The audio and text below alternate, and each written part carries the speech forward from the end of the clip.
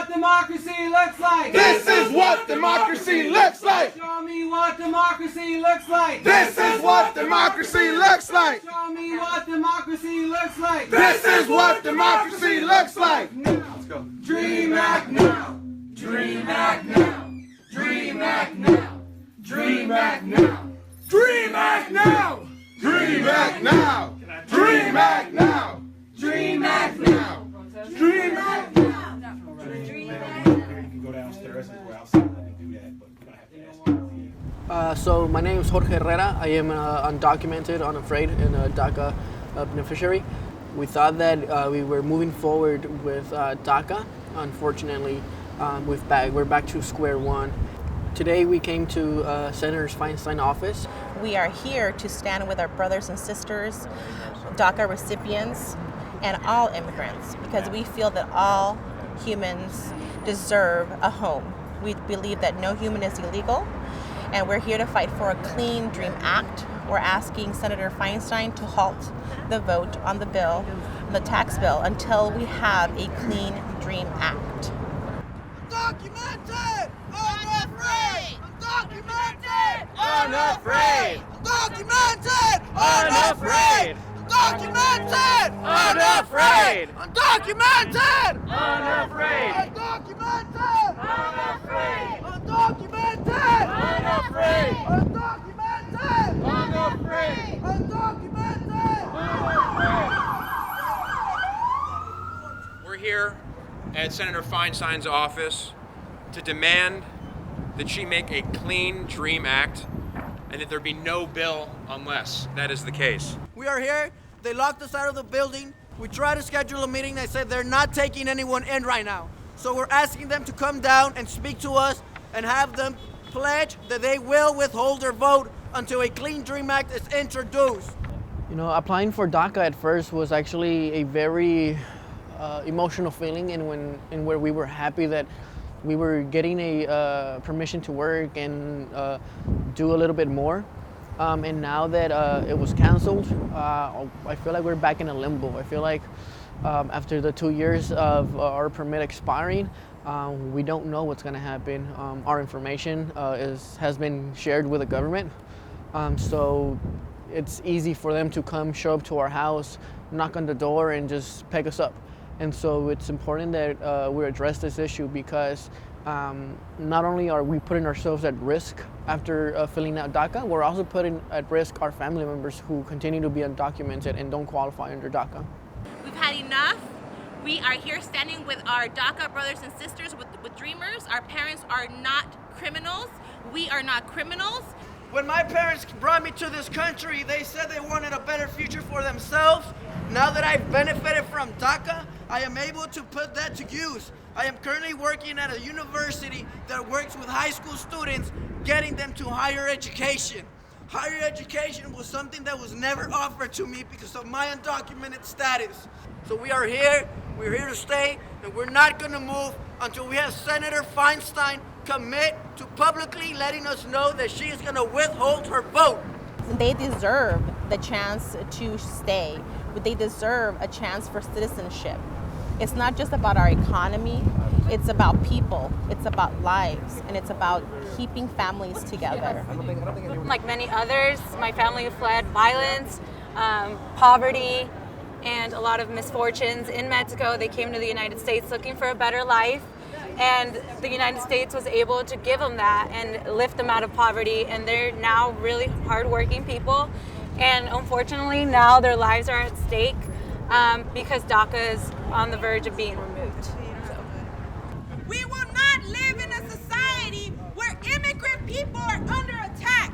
We refuse to live in a society where every day people are afraid to come out of their homes because they're afraid to have an encounter with ICE and never see their families again. We're here to say no. It's very unfortunate that our undocumented communities aren't able to go out there and ask for the help they need because of that fear of being deported or that fear of encountering immigration officers. They might even end up going back to a country that they have no knowledge of. I think that the people who are afraid have genuine fears. I would like to have them know that we are standing with you. There are people who are standing with you. I am here just to support these kids who are in danger of falling through the cracks.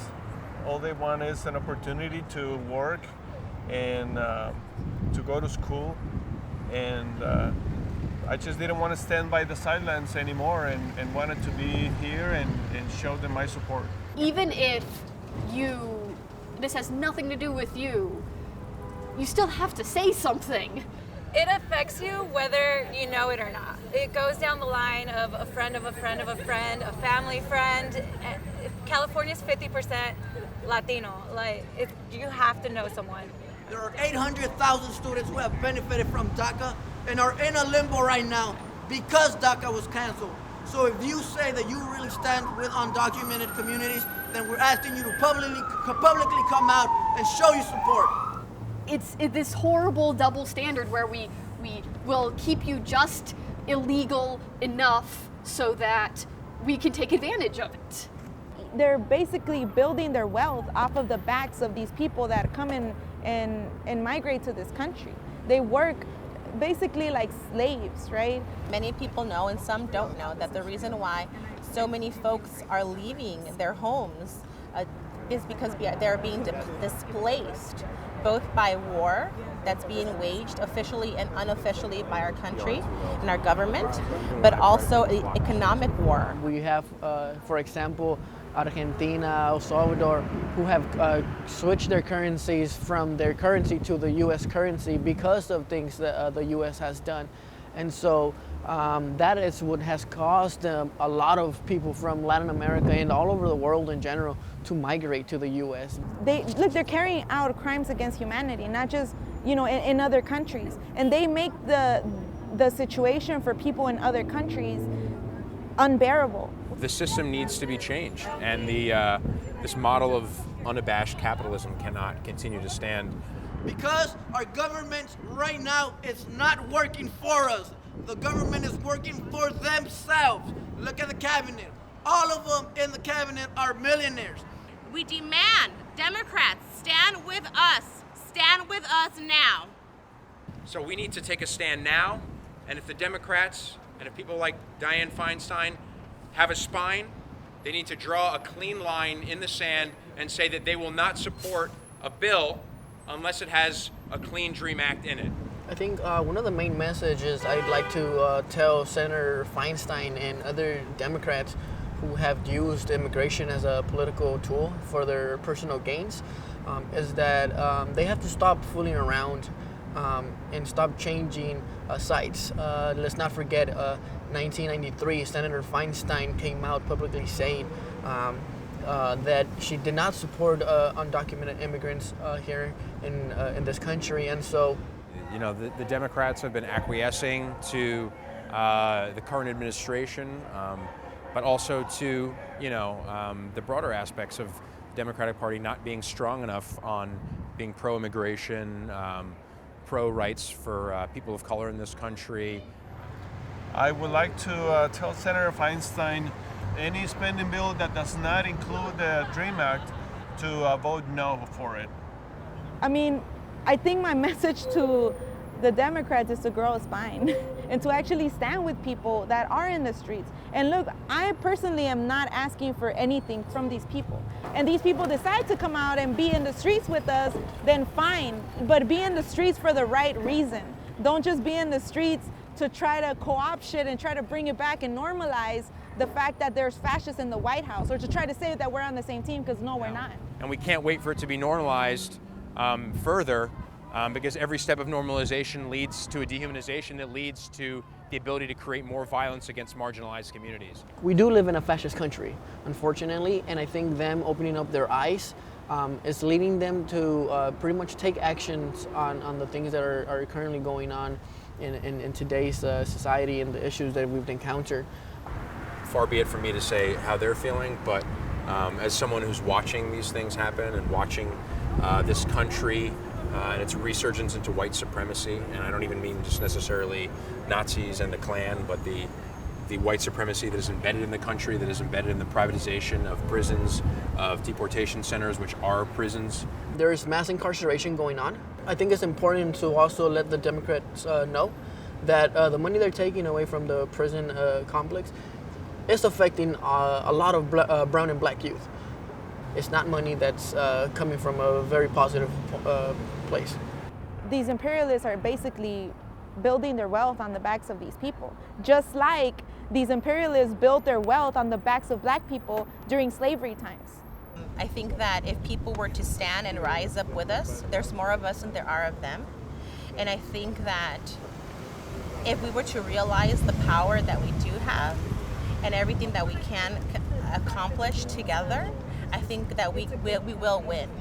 It's about standing together and not giving up.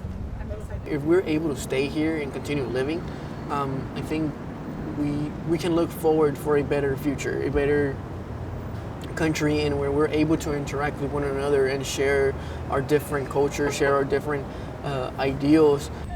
I am worrisome, but I'm more on the optimistic side. It's not enough to sit behind your computer. We need to get up, get out, and put our bodies on the line. People's lives depend on it. Don't be afraid. Just get involved. I started off with a small town hall. I just went one day because I was really frustrated, and that's how it started. Now I pay attention to organizations that set up protests, that just go for people, advocate for the general population, for the better of people. So.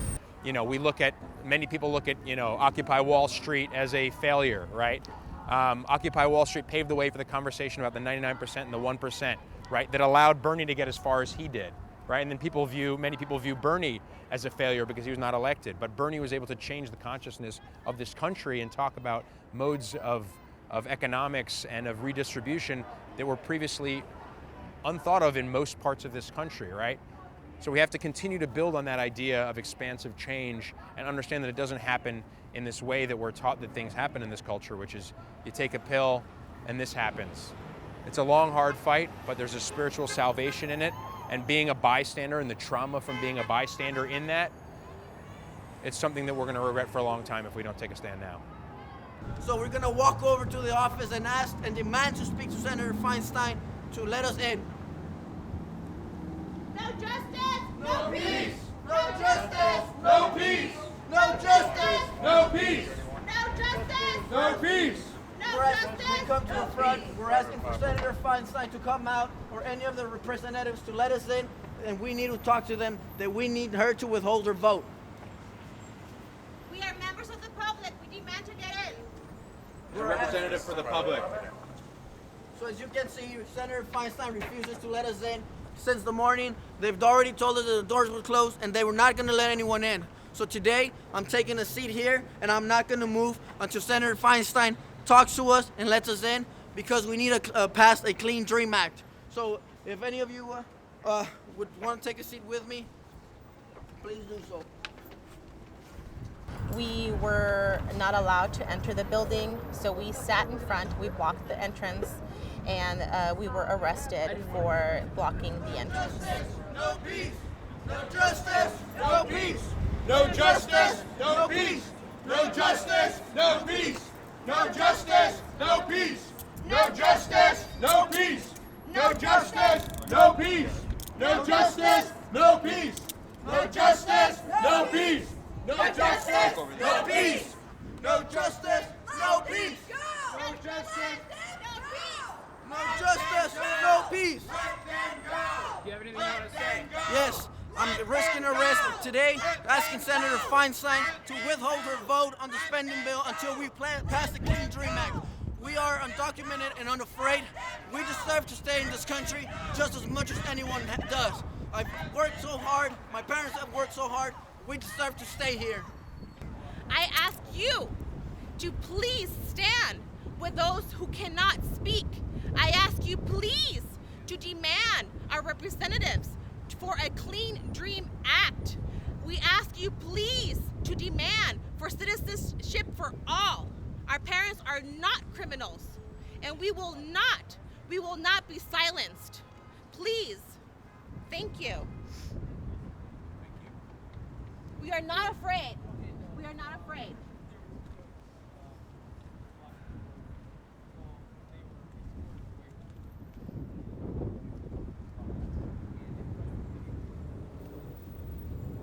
I migrated to this country at the age of 4.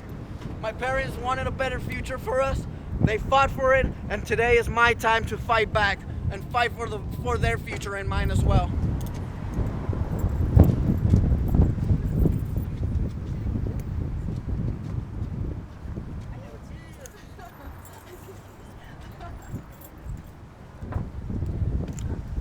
What is your name? My name is Jorge Herrera. I'm undocumented and unafraid.